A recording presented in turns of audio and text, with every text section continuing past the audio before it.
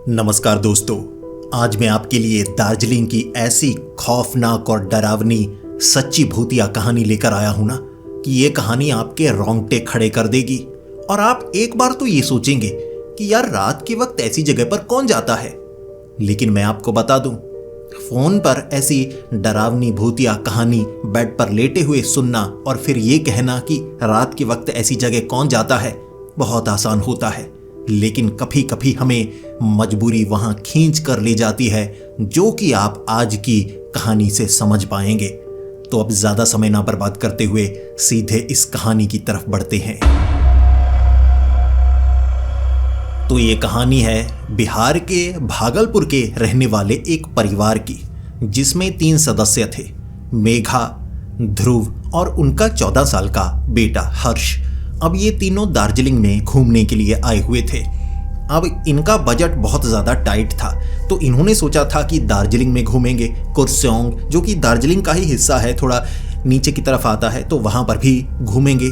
इन्होंने 5-6 दिन का अच्छा प्लान बना रखा था कि एक एक करके अलग अलग जगह पर घूमेंगे और वहाँ के होटल भी बुक करवाए हुए थे। लेकिन दार्जिलिंग में ही शुरू के 2 दिनों में खर्च थोड़ा ज़्यादा हो गया, तो इस परिवार ने अब सोचा कि महंगी जगह पर नहीं जाएंगे। यार खाना तो टूरिस्ट प्लेस पर बड़ा ज़्यादा महंगा है, दार्जिलिंग में इतना महंगा खाना खाते जाएंगे तो 6 दिनों में तो बड़ा बुरा हाल हो जाएगा। ऐसे खाली कंगाल होकर तो वापस घर जाना नहीं चाहेंगे। अब पहले इनका जो काम था बड़ा अच्छा चल रहा था, अब थोड़ा काम कम था, तो बजट में हर चीज़ वो कर रहे थे। तो ऐसे ही दार्जिलिंग में 2 दिन घूमने के बाद ये कुर्सेओंग आ गए थे और यहाँ पर इन्होंने होटल बुक किया था सस्ते वाला, जो कि डो हिल के बिल्कुल पास बना हुआ था। तो यहाँ सुबह के वक्त ही इन्होंने प्लान बनाया कि अब पूरा दिन हम घूमेंगे। यहाँ पर एक बोर्डिंग स्कूल है जिसे भूतिया कहा जाता है, डो हिल नेशनल पार्क है कोई, उसे भी भूतिया कहा जाता है। ऐसी कई जगह हैं, वहाँ पर हम घूमेंगे फिरेंगे और पिकनिक मनाएंगे। एक जगह इन्हें खाना मिला सुबह सुबह, तो इन्होंने क्या किया, खाना पैक भी करवा लिया कि हम ना यहाँ बैठकर नहीं खाएंगे, अब दोबारा इस जगह भी नहीं आएंगे। यहाँ पर तो खाना सस्ता है तो थोड़ा ज़्यादा ले लेंगे। और एक पिकनिक वाला इन्होंने डिब्बा लिया हुआ था, उसमें खाना रख दिया करते। तो सोचा इन्होंने कि दोपहर के वक्त पिकनिक मनाएंगे, ढेर सारा खाना ले लेंगे। अब किसी जंगली से हिस्से में बैठेंगे, वहाँ पर पिकनिक मनाएंगे। तो सुबह के वक्त थोड़ा घूमने के बाद ये वक्त होगा कोई 3 बजे का या 4 बजे का। अब 3-4 बजे इन्होंने डो हिल के रास्ते से थोड़ा उतरकर बिल्कुल जंगली हिस्से में, वहाँ साफ सफाई थी और कुछ और लोग भी वहाँ पर मौजूद थे, वहाँ पर बैठकर पिकनिक मनाना चाहा। शुरू में बैठे। अब जो हर्ष था, उनका बेटा 14 साल का, वो तो मोबाइल से चिपक जाया करता था। घर तक तो ठीक था कि मोबाइल लिया और रील्स देखी, कोई वीडियोस देखी, कुछ भी ऐसे देखता रहता था। लेकिन बाहर हम घूमने के लिए आए हैं और ऐसी अच्छी जगह पर, वहाँ पर भी फ़ोन लेकर अगर वो चिपक जाए तो फिर सही नहीं लगता। तो हर्ष की जो माँ थी मेघा, वो बहुत ज़्यादा डांटा करती थी। वो खुद भी स्क्रीन वाला मोबाइल नहीं चलाती थी कि इससे ना दिमाग घूम जाता है, तो उसके पास बटन वाला मोबाइल था। लेकिन अब जो ध्रुव था, उसे काम के लिए ज़रूरत भी पड़ती थी, तो उसके पास बड़ा आईफोन था। अब बेटा आईफोन लेकर वहाँ वीडियोस देखे जा रहा। अब वहाँ थोड़ी भीड़ हो गई, तो जो ध्रुव था वो कहने लगा अब किसी और जगह पर बैठते हैं। अब ऐसा करेंगे, यहाँ खाना तो हमने खा लिया है, ऐसा करेंगे कि हम थोड़ा घूमेंगे, फिर किसी और जगह बैठ जाएंगे, वहाँ पर समय बिताएंगे, उसके बाद कहीं और निकलेंगे, ऐसे अलग अलग जगह पर इस जंगली जगह बैठेंगे।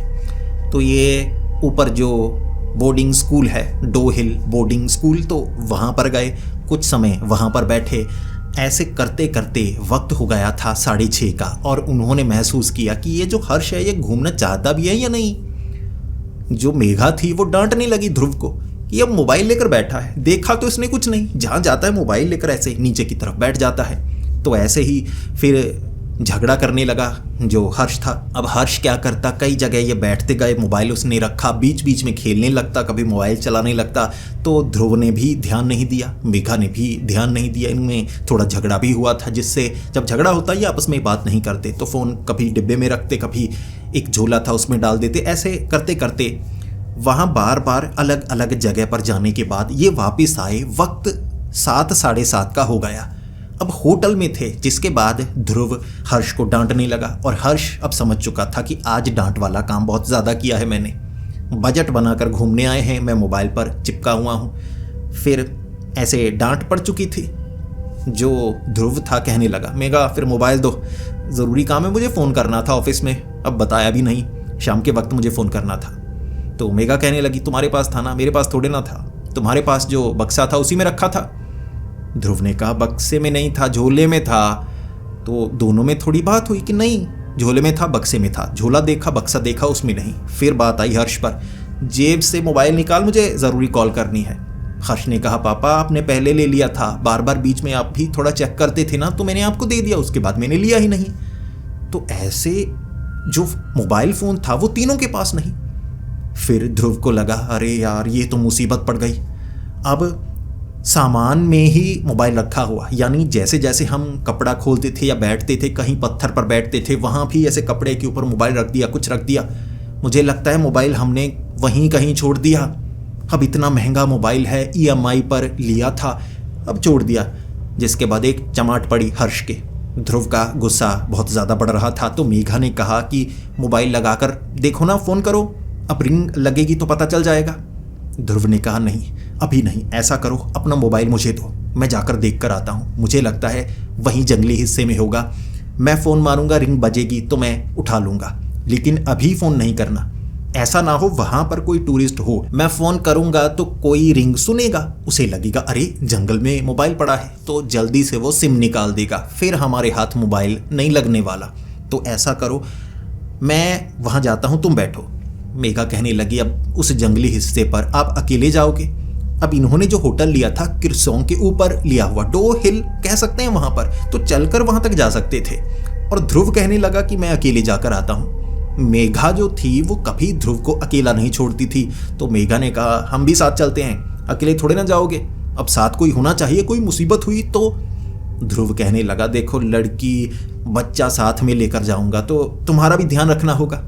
मेघा मानने वाली नहीं थी कि हम इकट्ठे जाएंगे। चलो हर्ष ऐसा करो, कपड़े पहनो जल्दी से, मोटे वाले जैकेट डालो, और हम दोबारा उसी जगह जाकर आएंगे, देखेंगे मोबाइल कहाँ है। उसके बाद क्या, चलने लगे। फिर डो हिल, ऊपर जंगली हिस्सा। अब इन्हें वो जो रास्ता था वहाँ से निकलकर उस जगह तक जाना था जहाँ उन्होंने पिकनिक मनाई थी, बैठे थे। अब जंगली हिस्से में कोई लाइट नहीं लगी थी, तो इनके पास जो एक टॉर्च थी उससे लाइट मार के चेक कर रहे कि मोबाइल यहाँ तो नहीं। अब उस जगह पहुँचने के बाद जो ध्रुव था उसने सबसे पहले जो अपनी पत्नी का फ़ोन था ना उससे रिंग किया। अब आसपास से कोई आवाज़ नहीं आ रही थी, लेकिन जो फ़ोन था पूरा रिंग हुआ, यानी किसी ने स्विच ऑफ नहीं किया था, किसी ने सिम नहीं निकाली थी। तो यहीं पर होगा, ढूंढा जा सकता है, महंगा फ़ोन है, ढूंढना ज़रूर है। ये सोचकर ध्रुव पहले एक जगह गया, फिर दूसरी जगह। एक तो उन्होंने जब पिकनिक मनाई थी ना, एक जगह बैठकर मनाई ही नहीं, कभी कहीं बैठ जाते थे, कभी कहीं बैठ जाते थे कि अब वहाँ घूमते हैं वहाँ घूमते हैं, तो ऐसे किया करते थे। तो जगह तो बहुत थी। तो जो ध्रुव था 2 बार उसने फ़ोन रिंग किया, ना तो किसी ने फ़ोन काटा, ना किसी ने फ़ोन उठाया, ना स्विच ऑफ किया, यानी फ़ोन जंगल में है। ये सोचकर ध्रुव ढूंढने लगा। अब कुछ जगह ढूंढने के बाद जो मेघा थी, दिन के वक्त भी घूमे थे तो थक चुके थे। इस पर ध्रुव ने कहा कि ये रास्ता है, तुम यहाँ पर रुको, ठीक है, लाइट है यहाँ पे, तुम दोनों यहाँ पर रुको, मैं ढूंढता हूँ, मैं ज़्यादा तेज़ी से ढूंढ लूँगा, पहाड़ी है, कई जगह चढ़ना पड़ता है उतरना पड़ता है, तुम लड़की हो चढ़ नहीं पा रही, तो मैं तेज़ी से जाता हूँ और जल्दी मैं वापस आ जाऊँगा। तो अब जो ध्रुव था वो अकेला था, एक मोबाइल उसके पास जिससे वो बार बार रिंग मार के सुनना चाहता था कि जो फ़ोन की आवाज़ है किस तरफ से आती है, लेकिन वहाँ पर बिल्कुल भी आवाज़ नहीं आ रही थी। तो धीरे धीरे चलना काफ़ी ज़्यादा पड़ रहा। अब एक जगह उसे दूर से फ़ोन रिंग की आवाज़ सुनाई दी। ये वही रिंगटोन थी जो फ़ोन पर उन्होंने लगाई हुई। तो ध्रुव को लगा, अच्छा तो इस तरफ है। आवाज़ गूंज रही थी जैसे थोड़ी दूर से आ रही हो। अब जिस जगह वो गए थे एक एक करके हर जगह देखनी थी। जंगल में जब आवाज़ गूंजती है तो बहुत गूंजती है, आप ये नहीं कह सकते इस तरफ से उस तरफ से। अब ये था कि जहाँ ज़्यादा आवाज़ आएगी उस तरफ जाना है, तो वो आगे बढ़ने लगा, बार बार फ़ोन को जैसे रिंग कर रहा था। अब एक ऐसी जगह थी कि पहले तो यहाँ मिल रात के वक्त कोई नहीं रहा था, 8:30 से 9 बजे का वक्त हो गया था, ठंड भी काफ़ी ज़्यादा थी। अब पहाड़ी हिस्से में थोड़े थोड़े बादल भी आ जाते हैं तो आपको धुंध महसूस होती है। उसे ये था कि मेरा परिवार सुरक्षित है, वो लाइट है, वो रास्ता है उस जगह पर, लेकिन ये जंगली हिस्सा है। वहाँ उसे किसी के चलने की आवाज़ सुनाई दी। पहले तो जो ध्रुव था उसे लगा मेरी बीवी या बच्चा साथ में तो नहीं आ गए कि आप अकेले हैं कहकर। मेघा एक तो मानती नहीं, ये सोच रहा ध्रुव। फिर ध्रुव रुका, पीछे आवाज़ लगाई, मेघा तुम हो? तब चलने की कोई आवाज़ नहीं आई, जिसके बाद जो ध्रुव था सोचने लगा मेघा या हर्ष होते तो आवाज़ का जवाब ज़रूर देते। फिर वो थोड़ा सा चला, जिसके बाद उसे पैरों की आवाज़ और सुनाई दी कि आसपास कोई ना कोई तो है। और ये जो चलने की आवाज़ है ये जूतों की आवाज़ है, जैसे किसी ने बूट पहने हो जो कि हाइकिंग के लिए इस्तेमाल होते हैं। तब मिट्टी पर अगर पैर रखो तो टक टक की आवाज़ तो आती है, ये वैसी आवाज़ थी। लेकिन बात का जवाब कोई नहीं दे रहा, आसपास कोई नज़र नहीं आ रहा। हो सकता है जंगली हिस्सा है, क्योंकि पेड़ तो काफ़ी ज़्यादा हैं तो दूर दूर देखा भी नहीं जा सकता, लेकिन कोई तो है जो आसपास है। ध्रुव कई बार रुका और आसपास से चलने की आवाज़ आती रही कि कोई आसपास कभी दाईं तरफ है, कभी बाईं तरफ है। अब जो ध्रुव था वो घबरा रहा और उसने फ़ोन रिंग नहीं किया कि मुझसे पहले अगर किसी और को पता लग गया फ़ोन के बारे में तब वो उठा लेगा। इसीलिए उन्होंने होटल में किसी को नहीं बताया था। ऐसे था कि किसी को साथ ले सकते थे, लेकिन यहाँ अगर किसी पर भरोसा किया, ऐसा ना हो वो फ़ोन करके किसी को कह दे भाई इस जगह पर फ़ोन पड़ा है, जब रिंग की आवाज़ आएगी तू उठा लेना, फिर तो हाथ धोना पड़ जाएगा। तो किसी को बताना नहीं है, खुद ढूंढना है। तो ध्रुव जंगल में खुद आ चुका था। अब पैरों की आवाज़ आ रही और वो थोड़ा घबरा भी रहा। फिर एक खास जगह जहाँ पर वो बैठे थे वहाँ उसने एक बार सोचा मैं फ़ोन को रिंग करता हूँ, जैसे ही रिंग की आवाज़ आएगी मैं काट दूंगा ताकि किसी और को पता ना लगे कि कहाँ पर है। मैं अच्छे से ढूंढूंगा, कोई तो है आसपास। तो जो ध्रुव था उसने फ़ोन रिंग किया। अब आवाज़ साफ सुनाई थी कि पास में कहीं पर तो फ़ोन है। तो जैसे ही उसने रिंग किया जल्दी से काट दिया, अब आसपास है। फिर चलने की आवाज़ आई, और सिर्फ चलने की आवाज़ नहीं आई, भागने की आवाज़ आई, टक टक टक टक। फिर ध्रुव को लगा अरे यार पता तो नहीं चल गया। अब जिस तरफ से आवाज़ आई थी जो ध्रुव था वो तेज़ी से भागा कि मुझसे पहले कोई और फ़ोन ना उठा ले। लगता है जब हम चल रहे थे ना, फ़ोन की बातें कर रहे थे और रात को ढूंढ रहे हैं तो किसी को शक हो गया। यहाँ पर कोई रहने वाला, आसपास छोटे मोटे घर तो बने हुए हैं ना, तो किसी ने सुन लिया होगा और उसे लगा आईफोन 1 लाख का है। हाथ लग गया, कम से कम 40-50 हज़ार तो मिलेंगे ना। तो 50 हज़ार के लिए किसी का भी ईमान डोल सकता है। तो ध्रुव भागा कि फ़ोन उठा लूँ। अब जिस जगह उसे लगा था कि यहाँ बैठे थे, यहाँ से आवाज़ आई, उसने चेक किया, वहाँ पर फ़ोन नहीं था। आसपास चलने की अब आवाज़ नहीं आई। फिर उसने जल्दी से दोबारा फ़ोन लगाया, फिर से रिंग की आवाज़, और उसने काट दी। अब ये आवाज़ थोड़ा और आगे से आई थी। ऐसा लगा जैसे पहले जहाँ से आई थी इस बार थोड़ा उससे आगे से आई है, क्योंकि ये तो पता चल जाता है ना कितनी दूरी से आवाज़ आई। उसे लगा कि यहीं पर होगा, यहाँ फ़ोन नहीं, अब आगे से। फिर ध्रुव उस तरफ भागा। अब वहाँ पहुँचकर दोबारा फ़ोन रिंग किया, जल्दी से काट दिया, अब थोड़ा और आगे। इसके बाद ध्रुव को लगने लगा ऐसा तो नहीं किसी ने फ़ोन उठा लिया है, तभी तो लग रहा है कि फ़ोन जब रिंग करता है थोड़ा आगे से ही कर रहा है। इतना है, अब दूर नहीं है, करीब है, लेकिन हर बार मुझसे थोड़ा उतनी दूरी पर ही है। तो ध्रुव को लगा इस बार ना फ़ोन पूरा रिंग लगाता हूँ और जिस तरफ से आवाज़ आ रही है भागकर वहाँ पर मैं पहुँच जाऊँगा, ये चीज़ ठीक रहेगी। अब ध्रुव ने क्या किया, फ़ोन रिंग किया, सामने से रिंग की आवाज़ आ रही फ़ोन से, तो ध्रुव भागा। अब किसी और के चलने की आवाज़ या भागने की आवाज़ बिल्कुल नहीं आई, सिर्फ एक ध्रुव के भागने की आवाज़ आ रही। तो भागकर वो फ़ोन तक पहुंचा और इस बार जो फ़ोन की आवाज़ थी बहुत करीब से। अब उसने देखा कि जो फ़ोन है अब रिंग कर रहा है तो लाइट भी निकलेगी उससे, तो एक तरफ से लाइट पड़ रही। वो भागकर करीब पहुंचा तो किसी ने ऐसे हाथ में फ़ोन को पकड़ा हुआ, ऐसे पकड़ा। वो पेड़ के पीछे जैसे पीठ लगाकर खड़ा होगा, इंतज़ार कर रहा होगा कि फ़ोन रिंग कर रहा है, कोई यहाँ पर आए, शायद ये वही है जो आसपास भाग रहा था। तो ध्रुव थोड़ा घबराया और फिर कहने लगा अरे भाई साहब ये मेरा फ़ोन है, मेरा है, देखिए मैं रिंग कर रहा हूँ। अब फ़ोन ऐसे ही जेब में डाल लिया, रिंग कर रहा था। अब वो आदमी भागा नहीं, कोई जवाब नहीं दिया, ऐसे फ़ोन पकड़कर खड़ा था। अब जो ध्रुव था उसे तो ये तक पता नहीं था ये कोई मर्द है या औरत है, लेकिन हाथ बाजू से इतना लग रहा मर्द ही होगा। कुछ पहना नहीं था, बाजू इतनी थी ठीक है, बाकी तो पेड़ के पीछे। तो लड़का लड़की का कुछ ज़्यादा पता नहीं चल रहा। ध्रुव ने दोबारा कहा कि भाई साहब ये मेरा फ़ोन है। सामने से कोई जवाब नहीं। इस बार ध्रुव चलते चलते पेड़ के पास पहुंचा। जब ध्रुव पेड़ के बिल्कुल सामने था तो पेड़ के पीछे से कोई निकलकर खड़ा हो गया। अब ये कोई आदमी नहीं था, ये कोई लड़का लग रहा, उतनी ही उम्र का जितनी उम्र का ध्रुव का बेटा था, लेकिन बिना सर के। ऐसा नहीं कि जैकेट पहनी थी, उसने कुछ साधारण शर्ट जैसा ही पहना हुआ, पतला सा था। अब यहाँ गर्दन कटी हुई, यहाँ काले रंग का खून जैसे जम चुका हो, सर तो था ही नहीं उसका। ऐसे फोन आगे की तरफ कर दिया।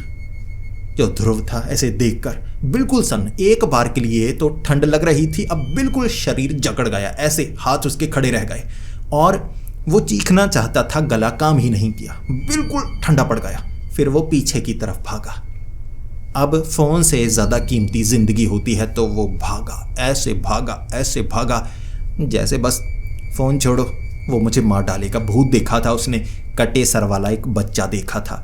तो भाग कर पहुंचा सीधा मेघा के पास। सांस चढ़ी हुई तो हर्ष ने पूछा कि पापा क्या हुआ, आप इतने डरे हुए हो? अब जो ध्रुव था उसका तो चेहरा उतर चुका था। ध्रुव हाँफ हाँफ कर कह रहा भूत भूत। अब शब्द सही से मुंह से निकल नहीं रहे क्योंकि इतना भागा था तो सांस लेनी थी, बात नहीं कर पा रहा, लेकिन बताना भी चाहता था। ऐसे ही भूत फोन ऐसे पता नहीं क्या करता रहा। तो मेघा ने पहले समझाया, शांत रहो, डर क्यों रहे हो? फिर थोड़ा शांत हुआ ध्रुव और फिर ध्रुव ने बताया। अब कटे सर वाला लड़का, हाथ में फ़ोन था, भाग नहीं रहा था बल्कि वहीं पर खड़ा था और आगे की तरफ हाथ तो बढ़ाया उसने, लेकिन वो भूत था, पकड़ लेता तो। मेघा भी डर चुकी थी और हर्ष कहने लगा निकलो पापा। लेकिन मेघा को इतना पता था कि इतने प्यार से फ़ोन लिया है ध्रुव ने, और ये फ़ोन पता नहीं कितने सालों से कुछ रुपए जोड़े थे और उसके बाद EMI पर लेने के लिए बजट बनाया था तो गिफ्ट किया था। अब ऐसे फ़ोन छोड़ नहीं सकते। तो मेघा ने कहा इकट्ठे चलते हैं, डरने की कोई बात नहीं है, जो भी है जैसा भी है वहाँ फ़ोन तो हम लेकर आएंगे। मेघा ने कहा जल्दी करो, ऐसा ना हो कोई बेवकूफ़ बनाकर निकल गया हो, ऐसे शर्ट ऊपर की हो। लोग कई ऐसे ना नकली ट्रिक से जादू करते हैं। लेकिन जो ध्रुव था कहने लगा नहीं मत जाओ वहाँ पर, फ़ोन छोड़ो, कोई बात नहीं, नया फ़ोन ले लेंगे। मेघा ने कहा ऐसे कैसे, नया फ़ोन नहीं, वही फ़ोन चाहिए, चलो देखते हैं कौन सा भूत नज़र आता है। मेघा, ध्रुव और हर्ष तीनों पहुँचे उस जगह। अब तो पक्का ही था ना किस जगह पर उसे देखा। चलने की कोई आवाज़ नहीं आई थी। जैसे ही वहाँ जाकर ध्रुव ने फ़ोन रिंग किया, सामने पत्थर पर फ़ोन पड़ा था, उसी जगह पर कोई आसपास मौजूद नहीं था। मेघा ने ध्रुव का हाथ पकड़ा हुआ, हर्ष ने भी हाथ पकड़ा हुआ। अब जंगली इलाके में सोचो, फ़ोन उठाने से डर रहे, आसपास कोई नहीं था, उसके बावजूद सांस चढ़ी हुई ध्रुव को, क्योंकि ध्रुव ने ये चीज़ देखी थी। हर्ष बच्चा था, वो डरा हुआ। मेघा को था कि फ़ोन उठा लो, तो तीनों हाथ पकड़े वहाँ पर गए। फ़ोन ध्रुव ने उठाया, जल्दी से डाला जेब में। हाथ में टॉर्च जो थी वो मेघा की थी, तो मेघा सामने ऐसे टॉर्च मारकर देख रही। ध्रुव ने नीचे से फ़ोन उठाया, हर्ष चीख पड़ा। वो देखो, ध्रुव ने सामने देखा तो मेघा भी ठंडी पड़ चुकी थी। सामने वो एक लड़का था, कोई 10 से 15 साल के बीच होगा। गर्दन कटी हुई थी, साफ नजर आ रही। ये कोई ट्रिक नहीं थी, साफ था।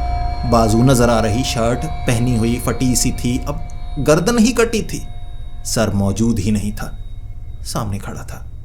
फिर क्या ये भागे, ऐसे भागे, फ़ोन तो उठा लिया था, अब जिंदगी बचानी थी। तो वहाँ से भागकर वो उसी रास्ते तक पहुँचे जहाँ पहले मिले थे। मेघा को सांस चढ़ी हुई, ध्रुव को सांस चढ़ी हुई, हर्ष की हालत तो बुरी हो चुकी, वो तो बच्चा था, भाग भाग कर उसे सांस नहीं आ रही। तो एक दूसरे का हाथ पकड़कर भगवान को याद करते करते होटल तक पहुँचे, फ़ोन लेकर आ गए। लेकिन उन्होंने देखा था सर कटा बच्चा जो वहाँ घूम रहा था। अगले दिन तो वो कह रहे थे यहाँ से निकलो, इससे पहले कि हम पर कोई भूत प्रेत का साया आ जाए, या कई बार कहते हैं ना मरे हुए किसी के शरीर पर कब्जा करने की कोशिश करते हैं तो ये सब हो जाता है। तो कुरसोंग से वो निकले, अब पहुँचे सीधा दार्जिलिंग की। आगे के 2-3 दिन ना दार्जिलिंग के आसपास निकालेंगे। पिकनिक तक तो ठीक है, लेकिन रात के वक्त ऐसी किसी जगह पर नहीं जाएंगे, सिर्फ टूरिस्ट प्लेस जहाँ भीड़ हो, खाने को मिले, लाइट्स लगी हों, वहां पर किसी सुनसान जगह पर बिल्कुल नहीं जाना है। इसके बाद अब किसी से उन्होंने, किसी दुकानदार से इस घटना के बारे में पूछा भी, बताया भी अपने साथ जो जो हुआ। अब वहाँ से कई लोगों से उन्हें ऐसा पता लगा कि डो हिल में एक बोर्डिंग स्कूल है। अब उस बोर्डिंग स्कूल के आसपास जो जंगली इलाका है, कटे सर वाला बच्चा नज़र आता है, चलने की आवाज़ें सुनाई देती हैं, कई बार लोगों को कई लड़कियां नज़र आती हैं जो पेड़ पर टंगी हुई हों, ऐसा कुछ बहुत कुछ होता है। उस जंगली इलाके में किसी किसी को ऐसी घटनाओं का सामना करना पड़ता है। अब इन तीनों ने अपनी आंखों से कटे सर वाला बच्चा देखा था, तो ये गवाह बन चुके थे कि हाँ, ये हमारे साथ हुआ। चलने की आवाज़ें और कटे सर वाला बच्चा इन्होंने देखा था। जिसके बाद बाकी के ट्रिप में इनके साथ कुछ नहीं हुआ। किसी को रात को कोई ज़्यादा डर नहीं लगा कि सपना आया हुआ ऐसे, लेकिन वैसे था कि उस जंगल में हमने कटे सर वाला देखा था। फिर उनकी ज़िंदगी पूरी तरह से साधारण रही। उसके बावजूद वो रात जो हुआ था वो पूरी ज़िंदगी कभी भूल नहीं सकते। तो दोस्तों, अब आप बताइए आपको ये कहानी कैसी लगी। प्लीज़ कमेंट्स में अपने विचार ज़रूर दीजिएगा। और आप चाहते हैं कि मैं देश के ऐसे अलग अलग हिस्सों की और कहानियाँ आपके लिए लेकर आऊँ, क्योंकि हमारे सब्सक्राइबर्स मुझे ढेर सारी कहानियाँ भेजते हैं। मैं एक एक करके अलग अलग इलाकों की कहानियाँ ला रहा हूँ। आपको ये पसंद है? कितनी पसंद है? अपने विचार ज़रूर दीजिएगा कमेंट्स में। अगर आपको ये वीडियो पसंद आई है तो इसे लाइक कीजिए, ज़्यादा पसंद आई है तो अपने दोस्तों के साथ शेयर कीजिए और मिलकर डरिए। तो मिलते हैं अगली वीडियो में, तब तक के लिए डरते रहें।